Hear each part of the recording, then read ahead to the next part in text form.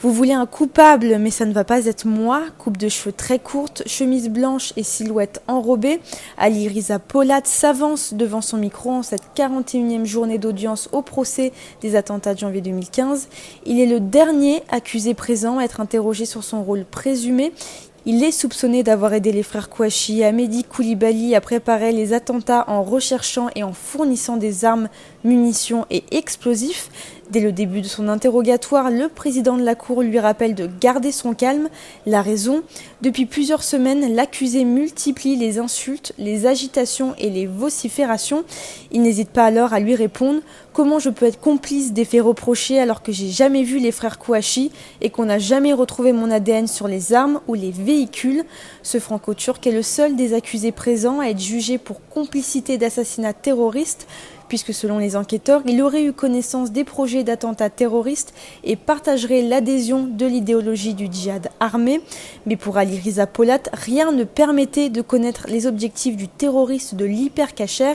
On dit qu'il serrait pas la main des non-musulmans. Ma mère est pas musulmane et il lui serrait la main et rigolait avec, déclare-t-il. N'ayant jamais travaillé, l'accusé répète tout au long de son interrogatoire avoir toujours fait, je le cite, des magouilles. Je suis né sans rien, je veux de l'argent, c'est mon but dans ma vie, clame-t-il. Des sommes d'argent qui pouvaient monter par exemple jusqu'à 50 000 € en une seule journée. Originaire de Grigny, il rencontre Hamedi Koulibaly en 2007 et il commence alors à faire des escroqueries et du trafic de stupes ensemble. Quelques mois avant les attentats, Ali Riza Polat raconte avoir rendu des services aux terroristes à cause d'une dette de 15 000 €. Hamedi Koulibaly, ce qu'il a fait, c'est de la merde.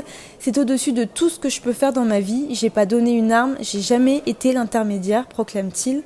En lien téléphonique jusqu'à la veille de l'attaque de Charlie Hebdo avec le terroriste, il raconte n'avoir jamais autant tremblé le jour de l'attentat de l'hypercacher lorsqu'il a vu l'identité de l'assaillant.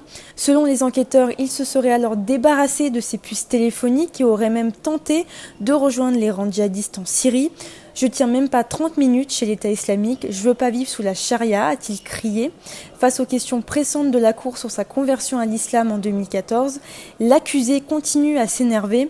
Même converti, je ferai mes magouilles pour avoir de l'argent, je continuerai à aller aux putes, je vais sortir après mes 5 ans de détention provisoire, je vais récupérer mes plans d'escroquerie. Pour moi, dehors, c'est l'argent, déclare-t-il. Un franc-parler et un vocabulaire fleuri qui a laissé la Cour hébétée. Son interrogatoire se poursuit aujourd'hui.